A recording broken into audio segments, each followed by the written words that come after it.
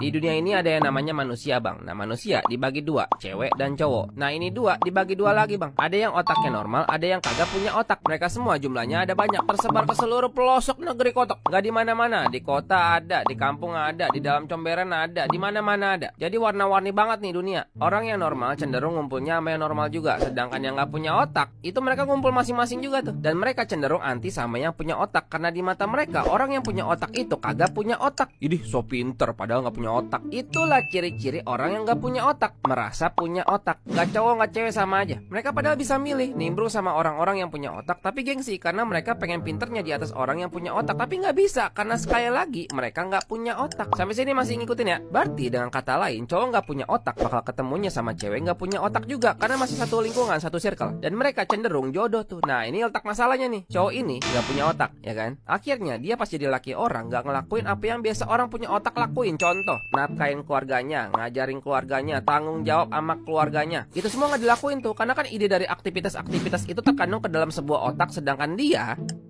otaknya nggak ada. Dan dia juga ngelakuin aktivitas-aktivitas yang orang punya otak nggak lakuin. Contoh, main cewek, main jodoh. Lu semua udah tahu lah yang kayak mana lah ya. Jadi sekarang kebayang nggak bininya kayak mana? Cenderung nggak punya otak juga. Hasil didikan lakinya atau emang nggak punya otak dari lahir? Karena lakinya kurang ajar, jadi dia juga terbiasa kurang ajar sama lakinya. Apakah salah dia dapat laki kurang ajar? Lu jawab sendiri dah. Yang pasti dia yang milih berada di lingkungan orang-orang nggak punya otak. Dia yang milih merit sama cowok nggak punya otak. Tiba-tiba pas udah jadi lakinya, dia kaget, kok laki gue kurang ajar ya. Lamba, jangan kaget Lamba. Nah, tahu-tahu nih, nah ini nih, tiba-tiba muncul kesimpulan di kepala dia, semua cowok sama aja. Kenapa bisa muncul itu di kepala dia? Karena di kepala dia nggak ada otak. Selama ini dia berada di lingkungan yang nggak punya otak. Jadi bahkan dia nggak tahu kalau di dunia itu ada cowok yang punya otak. Padahal salah dia mainnya nggak jauh. Nah, cewek-cewek ini mereka cenderung main TikTok. Nah, ini otak masalah barunya nih. Kan tadi mereka nggak punya otak tapi merasa punya otak ya. Akhirnya mereka sering bikin konten nggak pakai otak, karena di kepala mereka cowok itu semuanya kayak lakinya yang nggak punya otak. Akhirnya mereka munculin standar-standar yang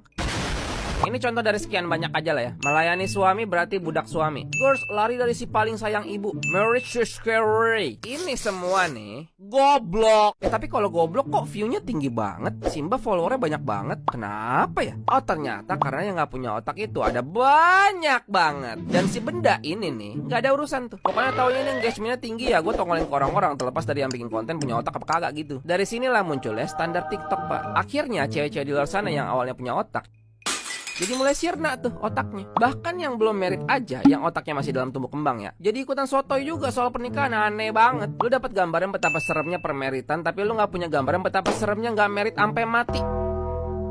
Sekali lagi inget loh, lu dapat standar dari orang-orang yang nggak punya